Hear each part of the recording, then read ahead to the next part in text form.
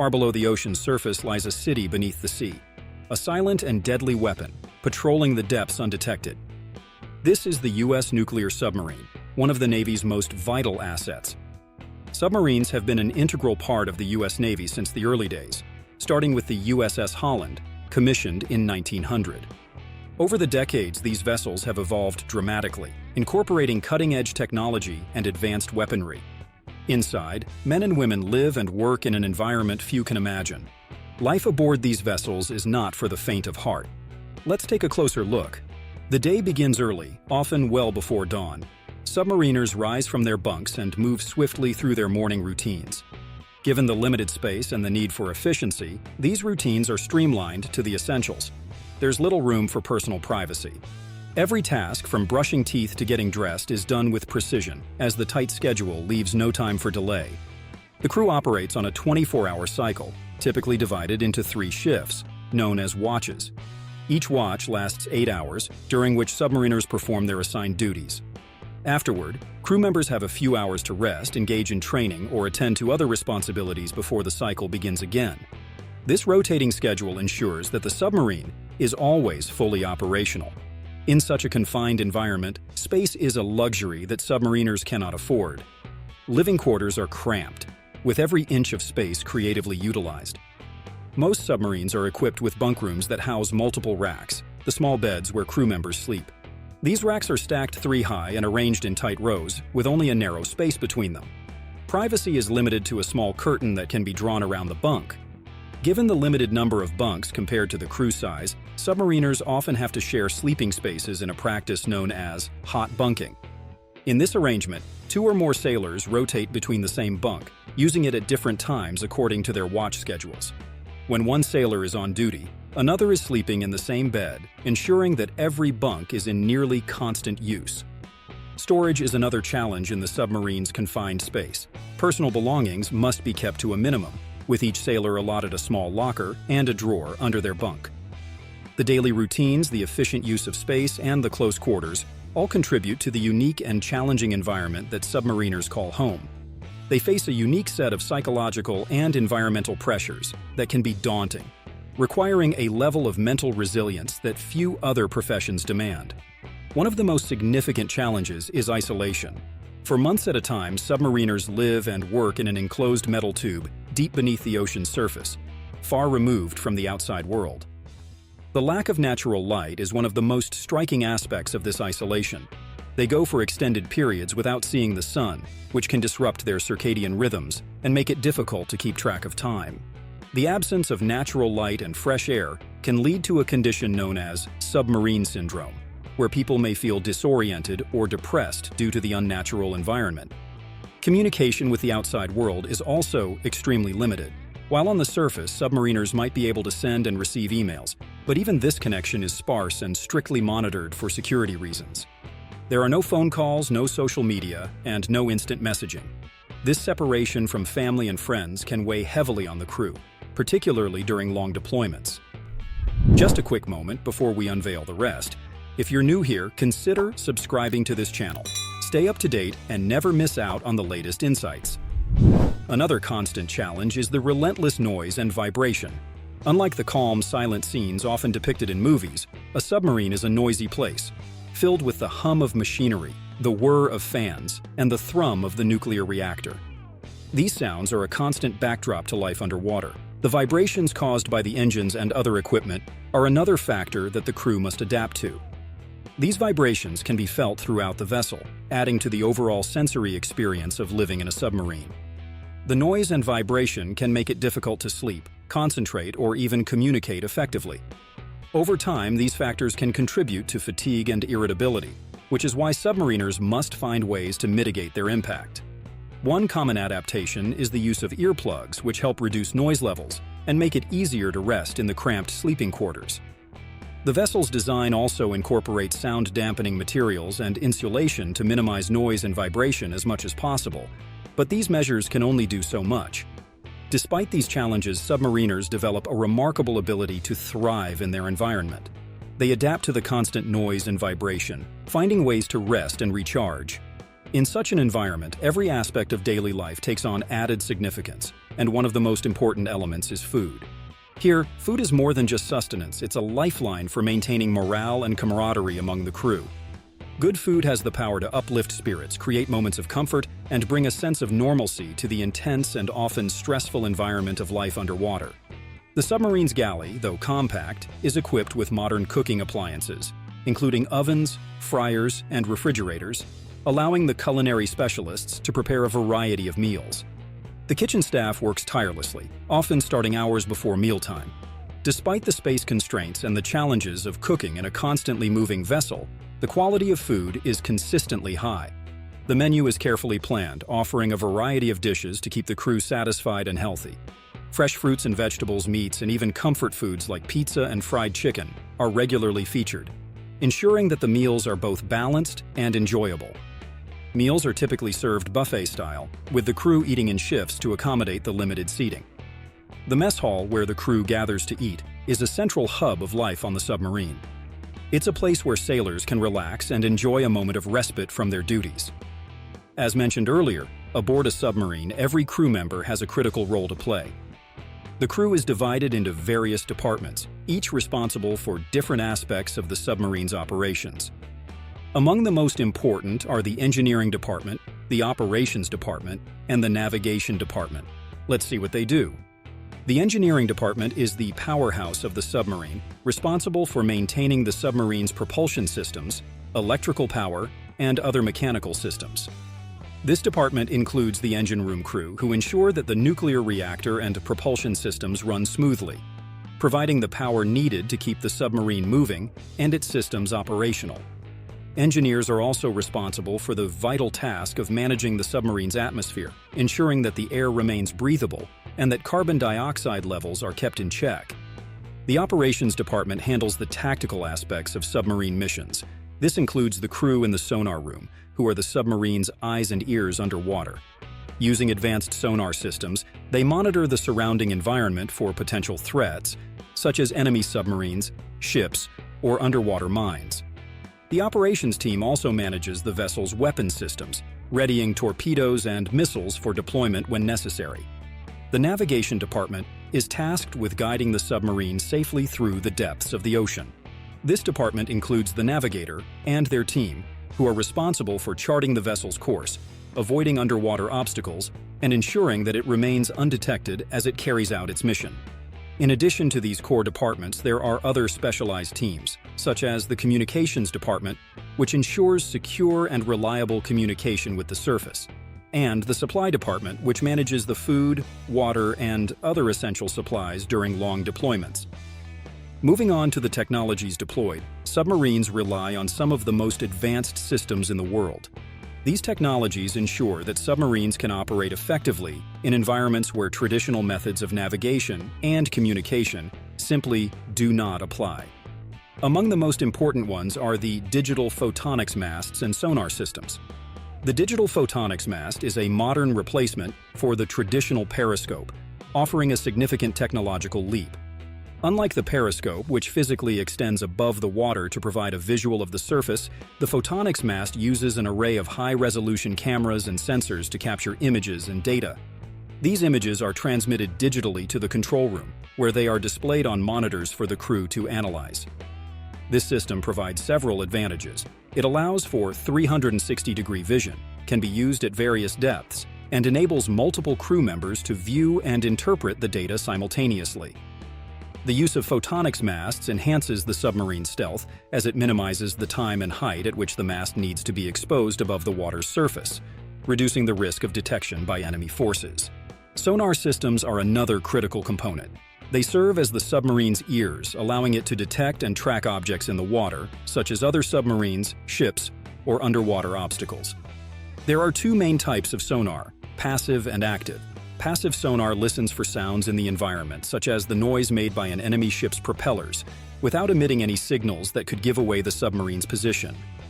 Active sonar, on the other hand, emits sound waves that bounce off objects and return to the submarine, providing precise information about the location and distance of potential threats. Navigation aboard a submarine is a highly technical process that relies on a combination of these advanced systems. The crew must constantly monitor the submarine's position, depth, and course, often without the benefit of GPS, which is not available underwater. Instead, they use a combination of inertial navigation systems, which track the submarine's movements by measuring its acceleration and rotation, and dead reckoning, which estimates the current position based on the last known location and the course and speed traveled since then. This data is continually updated and cross-referenced with sonar readings and other inputs to ensure the vessel remains on course and avoids obstacles. Maintaining stealth is a key priority for submarines, and the technology on board is designed to minimize noise and reduce the risk of detection. Its hull is specially engineered to absorb sound, and the machinery is mounted on shock absorbers to reduce vibrations. The combination of these technologies and careful operational procedures allows the vessel to move silently through the water, remaining undetected as it carries out its mission. At the heart of the submarine's operations is the control room, often referred to as the nerve center of the vessel. This is where all critical decisions are made, and where the vast array of data collected by the submarine's sensors is analyzed and acted upon. Central to the control room is the commanding officer, or CO, who oversees all operations and makes the final decisions in critical situations.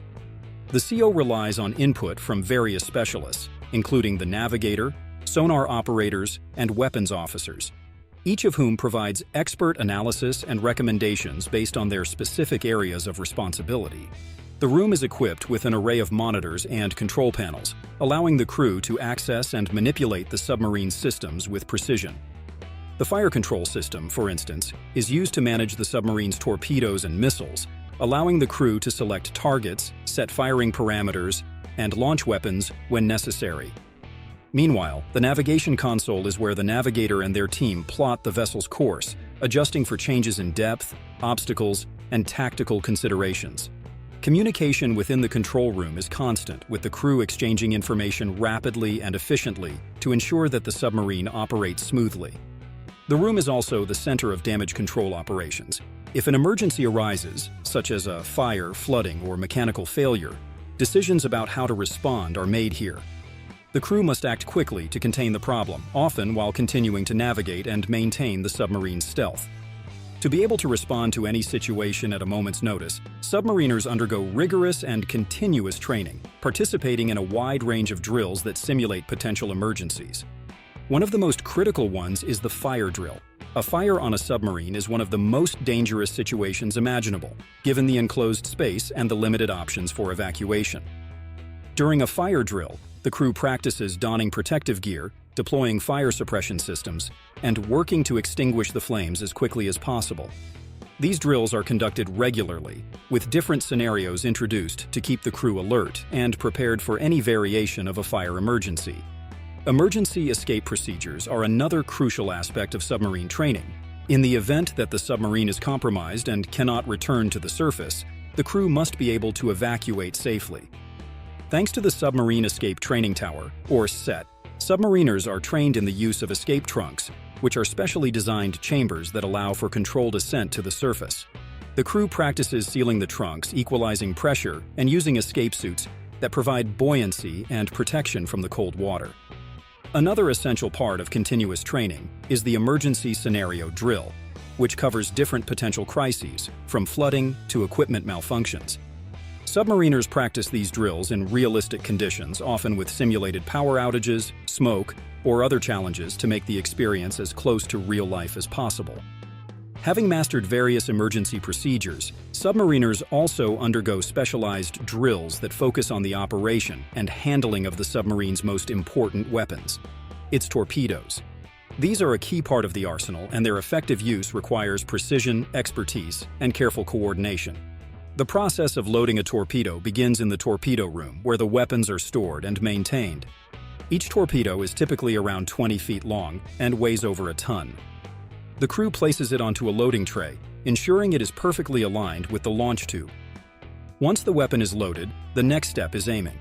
This involves precise calculations to ensure that its trajectory will intersect with its intended target.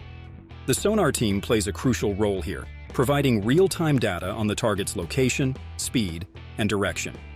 This information is fed into the submarine's fire control system, which helps the crew make the necessary adjustments to the torpedo's settings. The goal is to ensure that when the weapon is launched, it will travel the correct path to strike the target with pinpoint accuracy. When the captain or designated officer gives the command, the crew executes the launch sequence. A piston propels the torpedo from the launcher tube, and once it's in the water, its internal systems take over.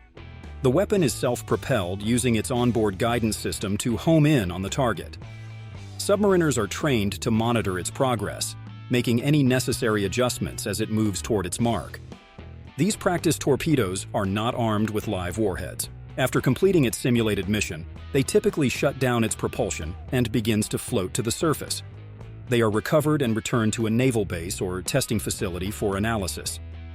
Torpedo drills are a regular part of submarine life, and they are conducted under different circumstances, even the most hostile conditions, like the Arctic.